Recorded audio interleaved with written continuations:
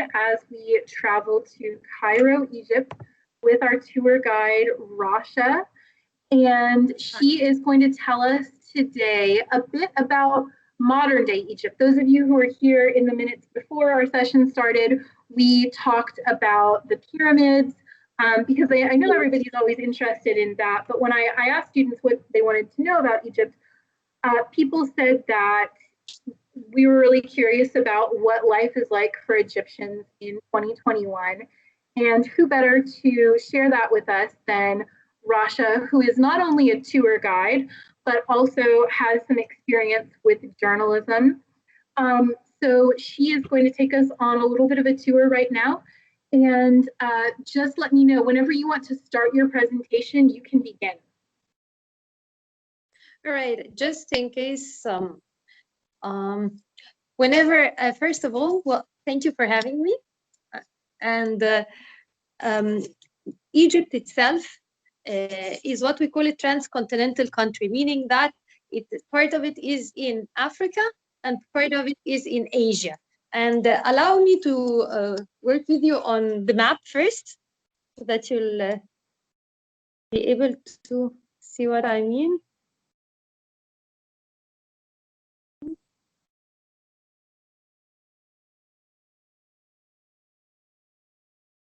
The net is a bit. Oh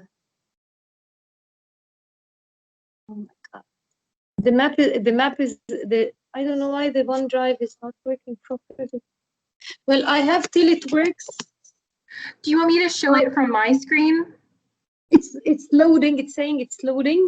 Okay, yeah, but maybe it'll just take a minute. Yeah, till it loads. Let me. Oh, there we go. I think it's about to come up. Yeah, there we can see it.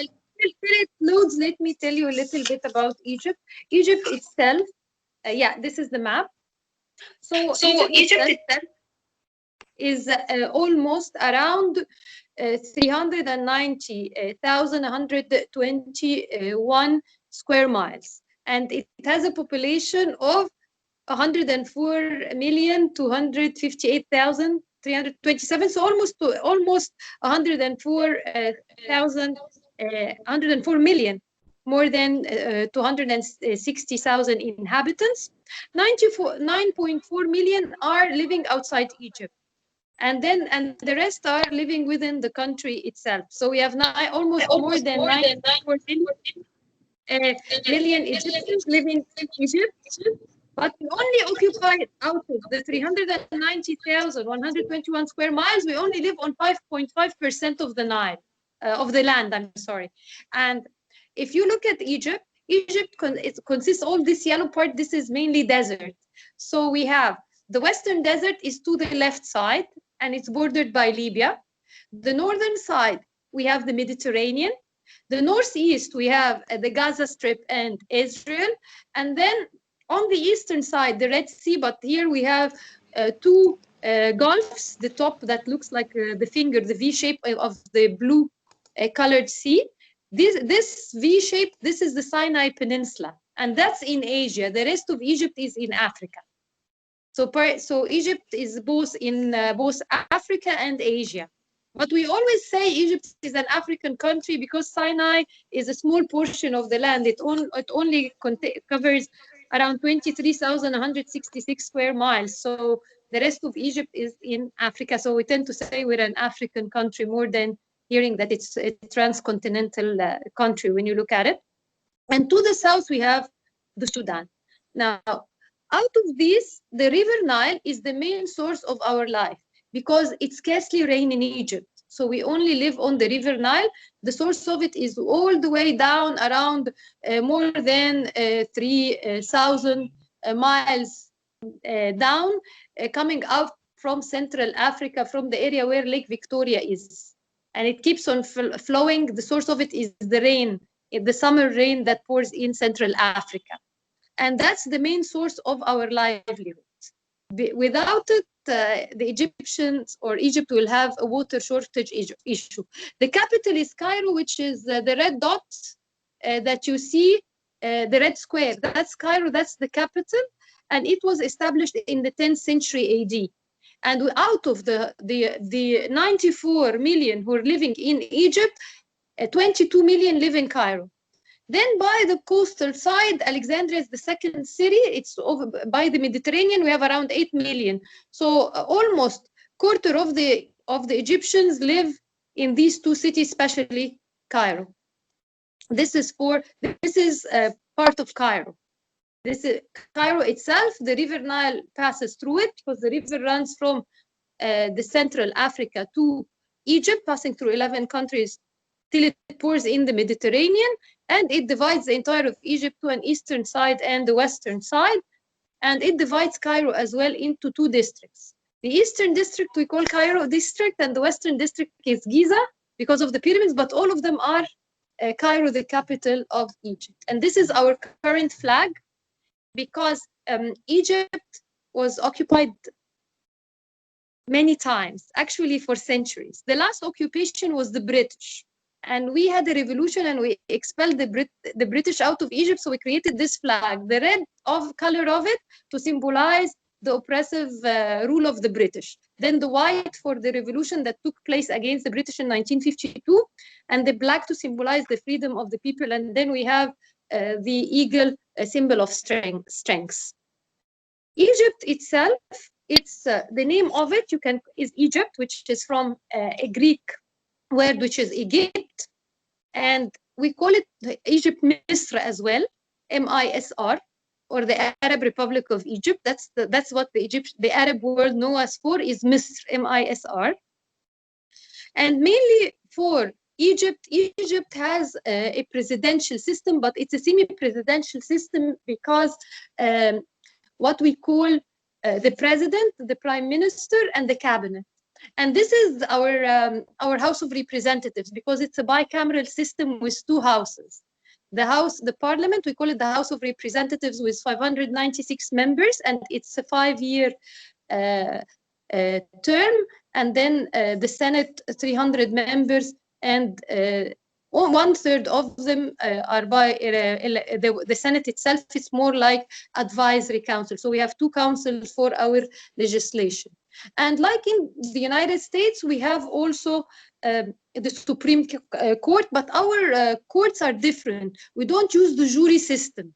We have 5 judges, a panel of judges, and through the Napoleonic codes and the civil law, we have a mixture of laws, the civil law, the Napoleonic codes, that's French law, as well as the Islamic Sharia that governs us.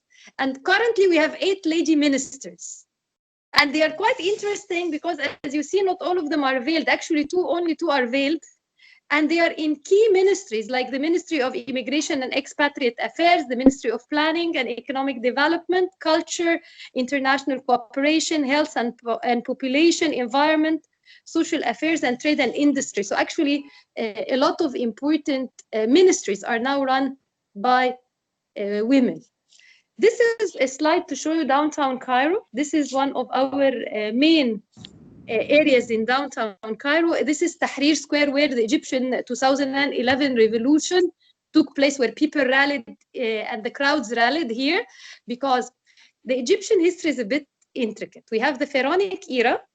Excuse me, I don't know how to return back. If I return back to the and cancel the show, I'll have to start the show all over again. So excuse me that I'm not on screen.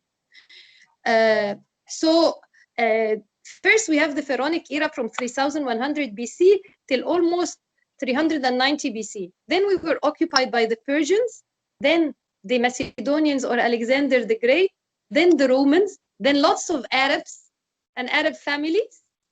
It was then and a bit of French occupation, a bit of Turkish occupation, British. It was not till 1952 AD that again Egyptians started ruling their own country. Imagine, from almost 390 BC till 1952, different families of different origins ruling Egypt.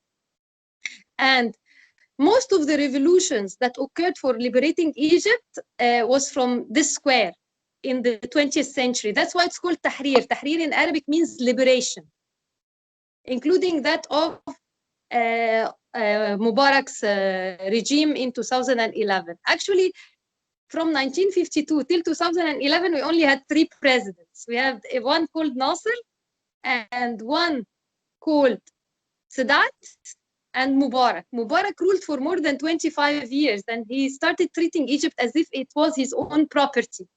That's why we held the revolution and people rallied here in the streets, on the streets. But unfortunately, after we toppled Mubarak, the Muslim Brotherhood started ruling, and unfortunately, that's my personal opinion, because I'm more secular. I don't like religious rule. And as a woman, I don't want to wear the veil, so I disliked the regime, and which we toppled in 2013, and then we chose President Sisi. And I know that you'll have a lot of questions about it, which I'll come to it when we talk about the presidency in Egypt. So, and he's been, this President Sisi has been our president now since 2014. And he's in his second term, which will end in 2024, because now the presidential term in Egypt runs, you run for 2 terms, each term 6 years. But there is a special decree that was made just for President Sisi, that he's allowed to run for a 3rd term. So he can run, his term will end in 2024, but he's allowed an exceptional term, so he can run again if he's elected, and most probably he'll be elected till 2030. These are here some of the areas in Cairo, because Cairo is very diverse. It has nice areas and it has old areas. This is in the nice but old area, meaning that it's upscale but was built in the 1940s. Egypt in the 1940s, and we still maintain the buildings, because these buildings, many of them, we have what we call the old rent, meaning that if you lived in this building, let's say you leased it in the 40s, 50s, or 60s, your son or daughter can still lease it at the same price. So we have like a 2-generation type of rent. So sometimes you'll find that people are staying in their parents' rented homes at very low cost, like £40 a month or £50 a month, and so on. Then these are the local neighborhoods. The local neighborhoods, every area in Egypt, every nice area is surrounded, the back streets of it, by local neighborhoods. The local neighborhoods will have buildings built out of red brick, but partly built, meaning you'll find sometimes the steel columns sticking out, or partly built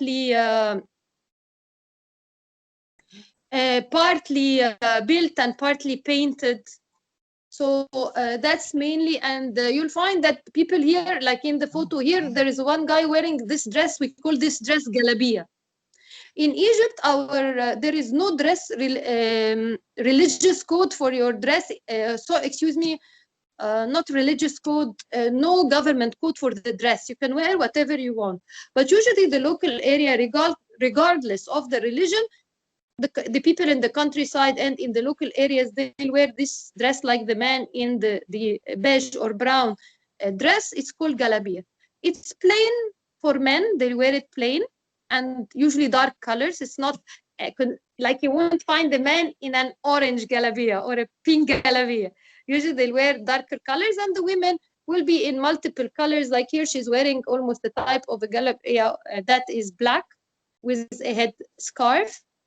This is the street vendor who is selling the bread in Egypt. Our bread, it looks like the pita bread, but it's different. It has the brand of the flour on the back of it. This is another image also of the local areas with the street markets.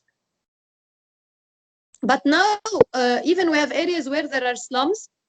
Now the government is holding projects to move the people. In the Islamic quarters of Egypt, you'll find the homes with these wooden screen windows. These wooden screen windows we call mashrabiyas. Why? Because the early Islam was introduced to Egypt in the 7th century AD. And with the introduction of Islam, men and women, segregation between ladies' quarters and men's quarters started to take place.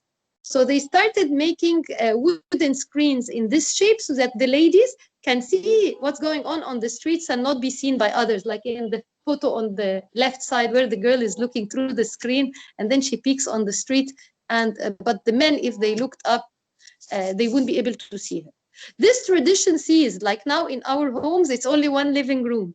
But in the medieval homes, there used to be living room for the men and living room for the women. So if a man and his wife enter the house, the men will go together to one side and the women will go together to sit in a totally different side.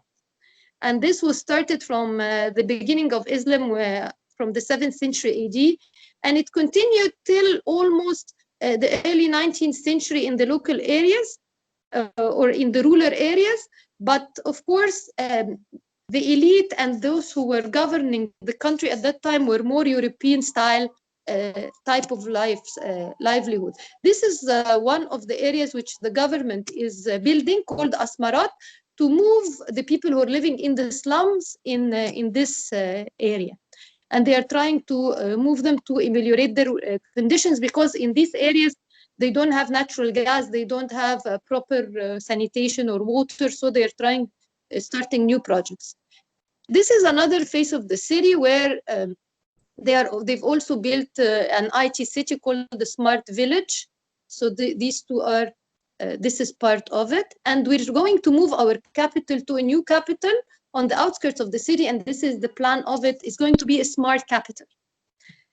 Now, for the president in Egypt, he runs for 60 years as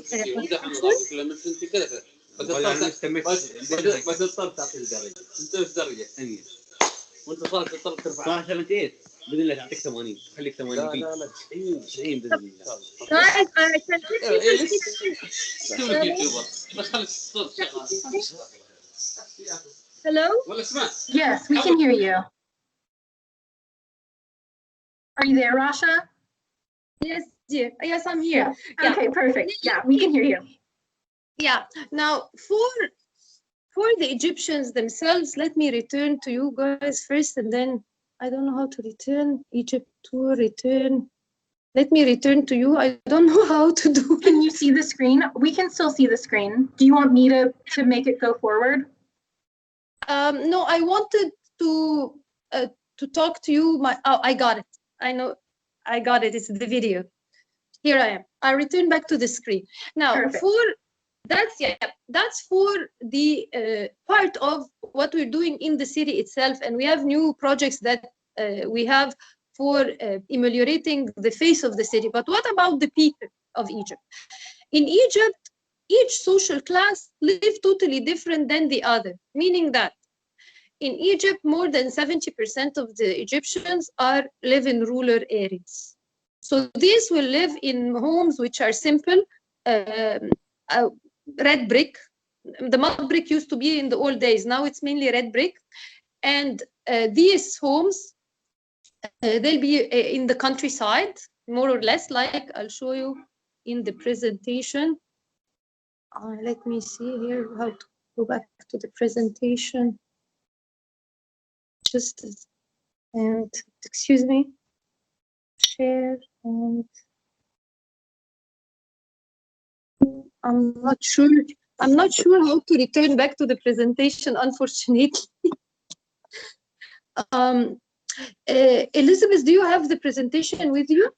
I do. Let me just share it from my screen. I think that might be Yes, a little easier. I want from the area where the countryside is located, please. Yeah, we can do that. Yeah. The one with the countryside, from the one part where the countryside is. Yes. This one? Yes, please. Perfect. So this is how their life would be. Till now, the average size of the family unit in the countryside can be 8 kids or more, because they use them on the farm and they do it manually. Very few, rarely that you'll see tractors or any type of machinery, except sometimes during the harvest, and then different plots, because and different farmers will rent the tractor together. The land in Egypt is not acres and acres or thousands of acres. No, every couple of family will own like 5 acres, 10 acres, and there are no borders between the farms, the farmland itself. But and they'll be working manually, as you see here. Now, if you kindly move to the next slide, please. And they still till now wash their clothes manually. Like they'll go either to a public tap or they'll go to the irrigation canal. Some have washing machines, but not all of them. The shape of the house is in the next slide, how their homes look like this. They are either, the older ones were purely of mud brick, but now the modern ones are red brick, if you notice the second level, but they plaster them with a layer of mud. And then when there's the son or the daughter gets married, they build the second floor for them. They like to live in as family units, and they'll have also their a special room inside the house for the chicken, or sometimes on top of the roof.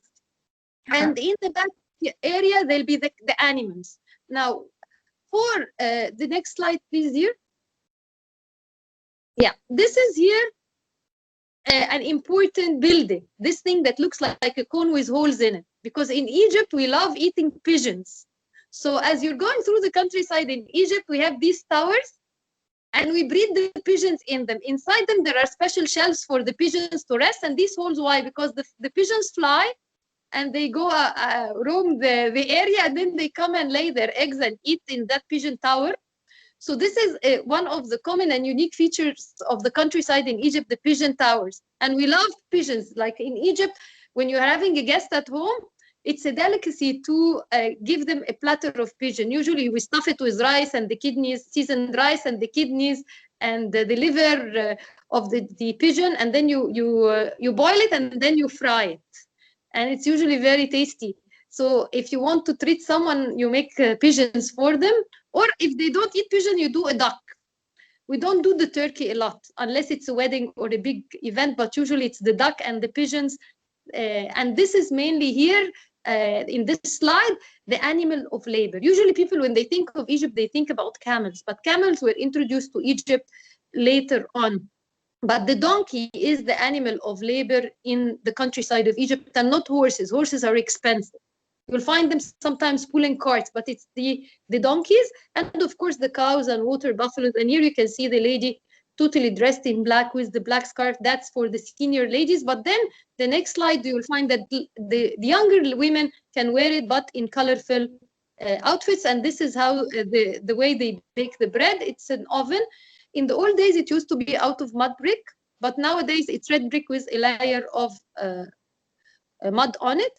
And they made, our dough is made out of flour mainly, and water, and they bake it. And the only difference is that at the bottom of it, they put the farid. The Egyptian diet and meals are a mixture of the Lebanese, the Egyptian, and the Turkish and Greek. So you can see the baba ganoush, the tahine, which is sesame sauce. Also this brown thing, this is what we call falafel. This is typical Egyptian. Falafel is crushed fava beans. You mix it with parsley and onions and garlic, and you fry it, you deep fry it. This is typical Egyptian. And the different type, of course, of what we call the kebabs, which are the lamb and the veal. And in Egypt, we like the lamb, but we used to like the veal a lot. But now, but for the past 3 years, for animal cruelty, they said, no, oh, we love Syrian. I have someone saying, what about Syrian? Oh, we love the Syrian cuisine, definitely. It's very similar to the Lebanese as well. Another thing is, oh, no, would we return back to the other slide, please? Oh, yeah. Yeah, these brown things that looks like spring rolls, these are called sambusik. You stuff them with vegetables, spinach and cheese, or you can have them like meatballs. So this is for, and we'll have also another thing, which are the stuffed vegetables, like stuffed vine leaves, stuffed peppers, stuffed eggplant. We call it dolma or mahshi in Arabic. Then now for our education and what the government offers, which is the next slide. In Egypt, although Egypt now is considered a democracy, but we, in the 1960s, we were a socialist state. And accordingly, a lot of things were covered by the government. And even when Sadat came and he changed the political system, President Sadat, we had first a president called Nasser. He ruled from 1954 till 1971, and he introduced socialism to Egypt. When he passed away, it was a president called Mohammed Anwar Sadat. He's known for the Camp David Peace Pact between Egypt and Israel. And he and the president or Prime Minister Menachem Begin, because of this pact, were awarded the Nobel Award for Peace in the 80s.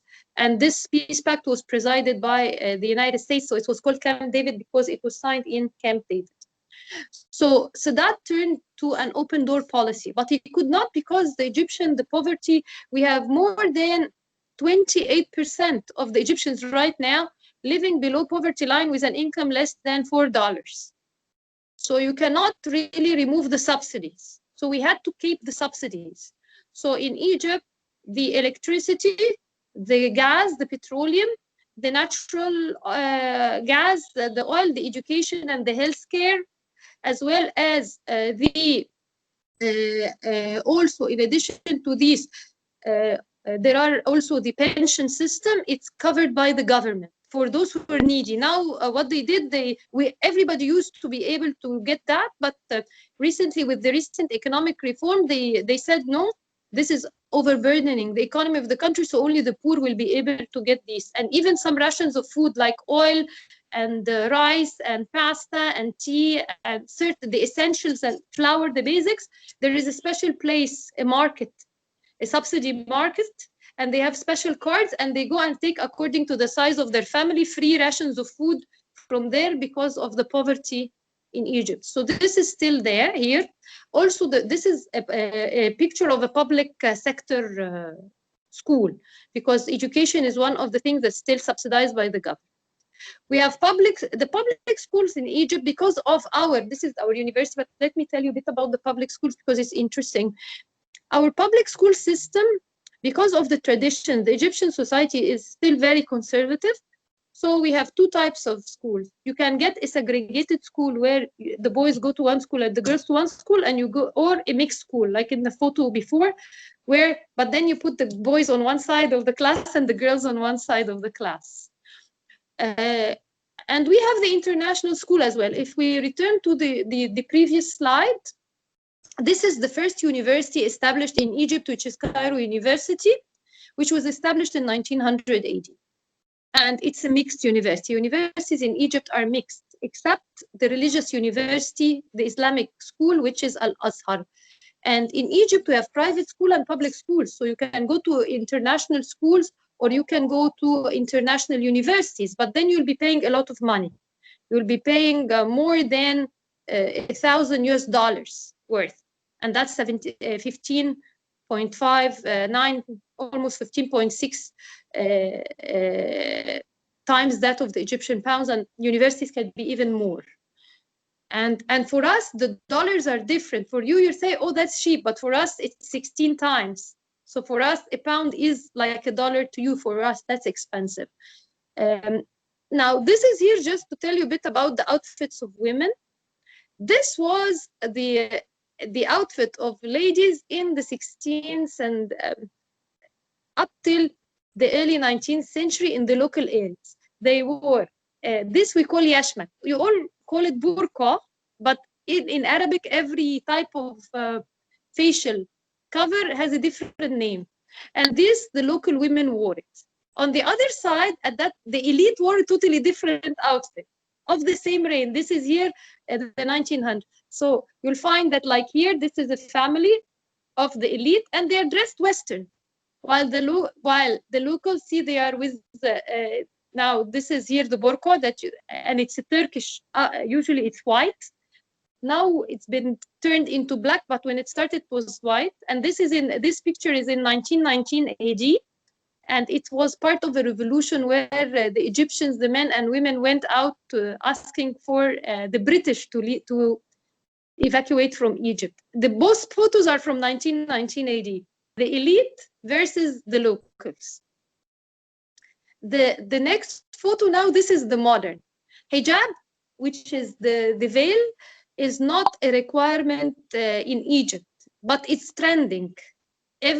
Most of the girls are wearing it, but in a modern way, and they can do it in different styles. Even you can lose the skirt. Here, just to show you the diversity, how you can find ladies who are not veiled. Beside ladies, the type of veil where you fully cover the face, you call it burqa, but we call it niqab. Niqab means to hide. And this was brought into Egypt from the 1970s onwards. Before that, we did not have the dark niqab or the dark veil, and most of the Egyptians, even if they were veiled, the face showed up. In Islam, only the wives of the Prophet Muhammad were fully covered, but in Islam, the face and hands should be visible. And this is again to show you the diversity of the outfits. So it's not a requirement, but if you're going out, you have to be cautious where you're going, meaning this is moderate outfit, but we do also have mini skirts and micros and all that. But then if you're going to do that, you're in your private car, you're not going to take private transportation, or you're not going to take a taxi, because you'd never know if what the guy might do. He might be a good person, or he might kidnap you. So you don't want that.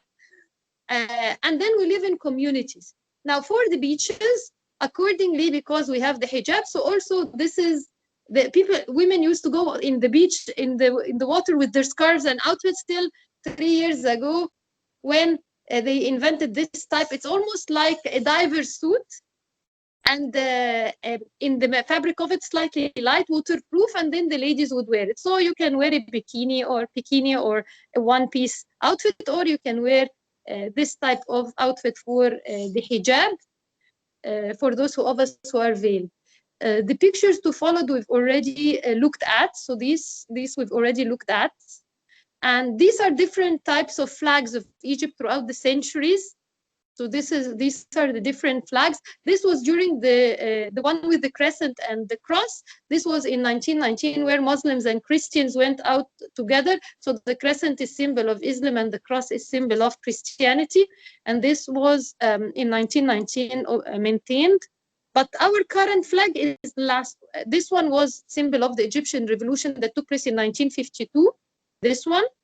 And this one was when Egypt was ruled by the kings. The last of them was King Farouk, whose kingship who was ousted in 1952. The last one, this in 1957, we had the unification with Syria. So we made the flag that has the 2 green stars, but this unification only lasted 3 years, because Egypt was socialist and the Syrian economy is based on an open door economy. So it was very difficult to have a military regime ruling. So it unfortunately didn't work, this unity between Egypt and Syria. And then after that, we maintained the current flag. Now, in Egypt, you can shop via malls, and they'll have all the international brands, Mango, Zara, H&M, and all that. And that's where we go. And these are fixed prices malls. Or you can go to local markets like the bazaar. This is from the Khan al-Khalili market. But this you have to barter, because you can start a price and then you end up, let's say, if they told you 100 pounds, you have to pay 30 pounds or 20 pounds. Don't pay 100 pounds. So here, that's a bartering place where you go to the markets, the souks. Souk means market, or the bazaar. And then you can barter for things. This is in the Islamic quarters in Egypt. It's an area called Khan al-Khalili market, dating back to the 15th century, but of course with a lot of modernization occurring in it, but they still maintained this style. In Egypt, when we go to the beaches, you can go to Alexandria. This is Alexandria, and it's our coastal city with 8 million inhabitants. Or you can go to the Red Sea. The next slide is resorts at the Red Sea. Yes. Or, and this is a place called the West Coast. The West Coast is more elevated. It's more for the elite. It's compounds with houses, and then you can do beach partying and nice resorts with saunas. These are on the Mediterranean Sea, but it's further to the west of Alexandria, closer to the Libyan borders. We have lots of these villages with nice areas. This is the upper middle class, and the upper classes go to. But the average Egyptians will go more to Alexandria beaches. And this is a place called the Sokhna area, also by the Red Sea, close to the Suez Canal area. This is here about the economy of Egypt. The Egyptian economy is mainly based on First, the Suez Canal, but I have it the last slide. First, tourism, but it's down now. Then the Suez Canal, it's in the last slide. We have the petrochemicals. The next slide, we have the textile, especially the cotton. Yeah. The cotton is important in Egypt. The iron and steel is another important industry in Egypt, and the food processing. And now also we have, which I haven't placed the slide off. Yeah, this is the Suez Canal. And the Suez Canal, we extended it. When President Sisi came to power, he made us all collect money funds, and in 1 year he enlarged the navigation path of the Suez Canal. We call it the New Suez Canal project, but it's the same canal, but he doubled the size of the passageway. So it used to take only one boat. Now it takes 2 boats, so that one can be going from the Mediterranean. It connects the Mediterranean with the Red Sea. So one can be from the Mediterranean to the Red Sea, and one can come from all the way down from the area of Somalia through the Red Sea into the Mediterranean. So you can have a 2-way passage instead of a 1-way passage. That's the Suez Canal. This is the end of the presentation, but I have more things to talk to you about. Well, can we see if there are some questions from our audience? Or yeah, would you rather have do you have anything that you would like to ask? Hello. Yeah, Anthony, do you want to come on and ask your question? So earlier she said that she was a little bit more secular. So I was just wondering, considering like all this and the high presence of Islam inside of Egypt, I was wondering, are there like political parties there that are based upon the idea of being more secular or more religious in government? Well, we used to have political parties which were based on Islamic belief, like the Salafists and the Muslim Brotherhood, who called themselves the Freedom and Justice Party. But the recent constitution outlawed that, because when these sects managed to go into the political arena just as an Islamic sect, and when the people vote, what happened was that when they gained power, they started to remove any, like all those who are secular Muslims, all those who are Christians, they started removing them from the key offices and trying to create their own lobby within the government. And they started discussing laws, which as a secular person, I don't want. Like, for instance, they started wanting, we have the age of marriage for girls, 18. They wanted to drop that age. And in the countryside, the girls in Egypt in general, the father and mother are very important. So let's say I don't want to marry a person, but my parents insist. If I have a job and I'm highly educated, I can say no. But if I'm not financially independent and I'm ignorant and I'm in the countryside with 8 siblings, all in 1 or 2 rooms, so they used, although the laws in Egypt that you should, the girls are to be married at the age of 18, they marry them off and they they forge the birth certificate, make them older than what they are. So they were trying to discuss laws to not to criminalize that the girls would be married at a younger age. They were starting to talk about the veil. They were starting to talk about issues which, for myself, I don't want that. And in Egypt, out of these 100 million Egyptians, were 80% Muslims and 20% Christians. So we're talking also about 20 million Christians who are not veiled, in addition to the secular Egyptians who form maybe 10% or 20% of the society. So you have around 40 million Egyptians who don't want a veil-based society. And the rest don't care, like the farmers and all this already, they are wearing this type of headgear that whatever your religion, you have to wear for social pressure. And it looks like we have a question from Ms. Halabi, our beloved Arabic teacher here. Ms. Halabi, do you want to ask your question? We criminalize political parties based on religion. Yes, dear. Hi. Actually, it's not a question. It's actually I just want to answer you. You know, like, it doesn't matter what is the president, his religion is. They should not be pressuring the people of his land. So in Morsi's time, I did not see that there was anything forced like that, like hijab or to be married early or anything like that. On the contrary, on the Morsi time, I think he was parliament that were not enforced. These were discussions in the parliament that were not enforced. But just to have it discussed was scary, you know. Yeah, And he only ruled for a year, you know. Imagine if he continued. but you know, like, just to be fair, we should not associate religion with the leader, like with the practices, because But that's what he did, you know. He took the Muslim Brotherhood part, which is a religious sect, and he turned it into the Freedom and Liberty Party, and so accordingly, it was and they controlled our House of Representatives, the Parliament. So accordingly, he was the one who made it religious, not us. He decided his political party was religiously affiliated, and that's the problem, because Morsi was nominated. And by the way, we tend to believe that if Islam itself, in the core of it, Islam is fair and just, and that's why a lot of people who were not even part of the Freedom and Justice Party, they sympathized with him, and they said, okay, we don't want anybody from a military background, we'd rather you take a civilian, and that if Islam is employed, it is fair and just. But when we found that a lot of the people in high posts were changed from and became members of his political party, then we got scared. We got scared because we don't want it to reach that way, you know, because we see what's going on from whether Muslim party or ISIS or the religiously affiliated groups in other countries, and we were afraid that Egypt will be like that as well, especially women. Yeah, at least that's what triggered the 30th of June revolution. He might have been innocent, but that was our fears, you know.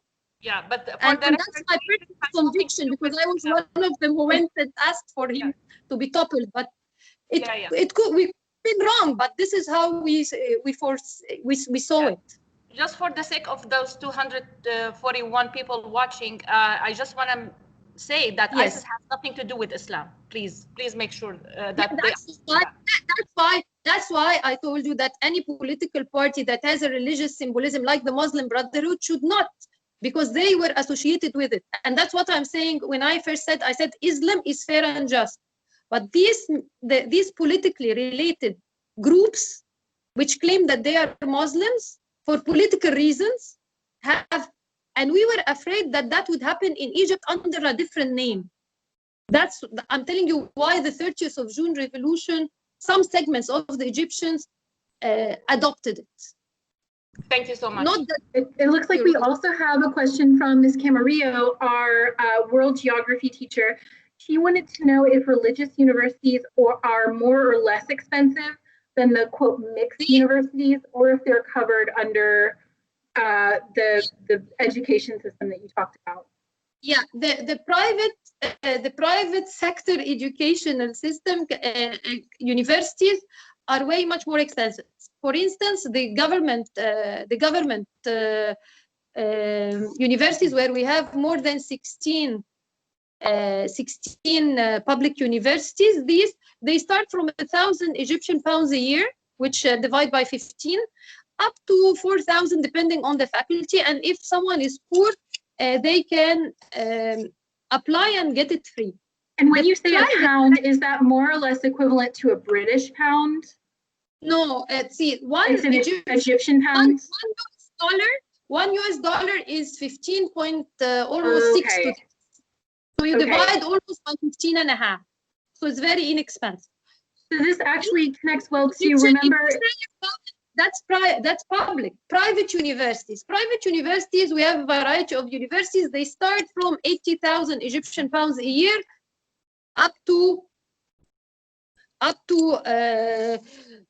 almost 120,000 Egyptian pounds a year, depending on what type of university it is, because we have German, Canadian, American, local Egyptian universities that give international diplomas. So there are a variety of them. So of course they are way much more expensive. But the only thing about them is that they give you international diplomas, and most of the teachers are foreigners. Oh, okay. And we're going to give our last question to Brandy, because I'm wondering this now myself. She wants to know, why are some chickens kept in the rooms inside? What's the what? You had said that sometimes they keep chickens inside the rooms. Why are the chickens kept inside of the rooms? Yeah, they make a special room in their home, the inside of the house, for breeding the chicken. Why do they do that for the chicken? Well, first of all, they breed the chicken for the meat and the eggs, and they sell the eggs and they eat the chicken. So it's cheaper if they breed it at home. They keep it either on the roof or inside the house because it will wander and it will get lost. And they don't have chicken houses like the big farms. These are individual people's homes. But we do have chicken farms where it's all these big, huge, like the international big, huge chicken homes with the chickens in them. But these will be mega farms, like a mega project, but not for the simple Egyptian farmer. Yeah. Fabulous. Well, I know some of our students need to get going, but it looks like there might be a couple who still have some questions or want to talk, if that's okay. So students, Nina put, those two forms are the same, the one that I posted and the one that Nina posted, but please go ahead and fill out that attendance form.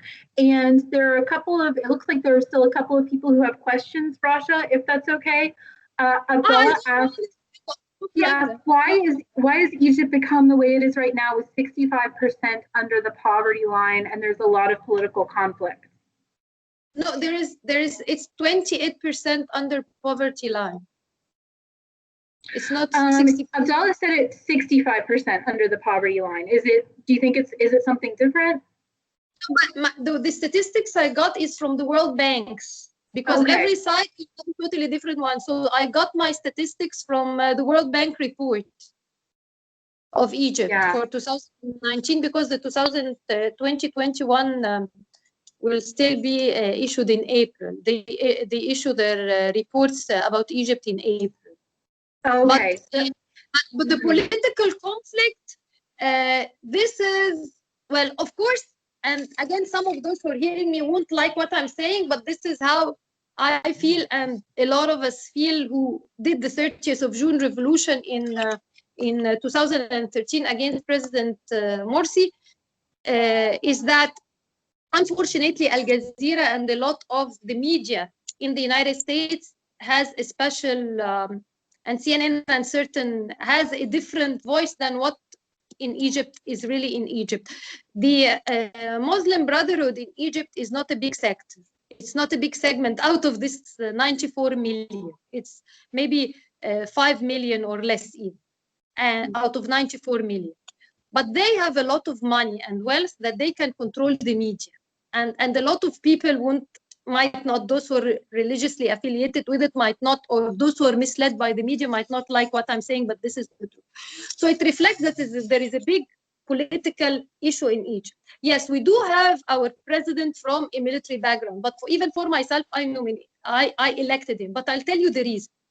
Democracy is relative, meaning if I have the choices is stability with a president from a military background who resigned, he was our Minister of Defense, who will keep the country stable, or another president who will be jeopardizing the security of Egypt and making Egypt a country, a militant country, or a base for terrorist activity, which is, we believe, and we believe that this is what the Muslim Brotherhood was going to do, because they are the wing here, and they are associated with Erdogan, and they are associated with other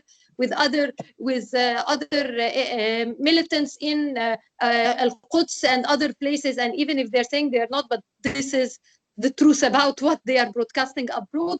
They keep on saying, oh, Egyptians are rioting against the Sisi and all that, and it's not true. Yes, we chose a military background out of fear of instability and out of fear that Egypt will be like Syria. Which is your option? To have a stable country, or to have civil war like what's going on in Syria?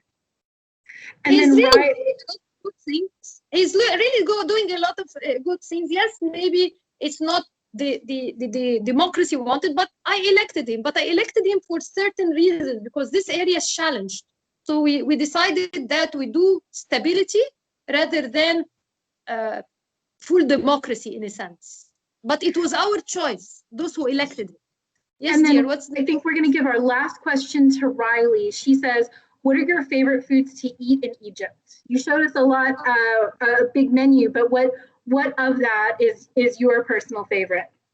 Well, I love the stuffed pigeon, and we have a green soup called mulukia. It looks like spinach. It's a broth, Interesting. but it's called mulukia, and it's very tasty, but it's very heavy because it has chicken broth and it has garlic and it has cumin and it has onions and of course the soup itself. But these are my favorite: is the stuffed pigeons and the muluki, and of Yeah. course the falafel, which is the fried fava beans.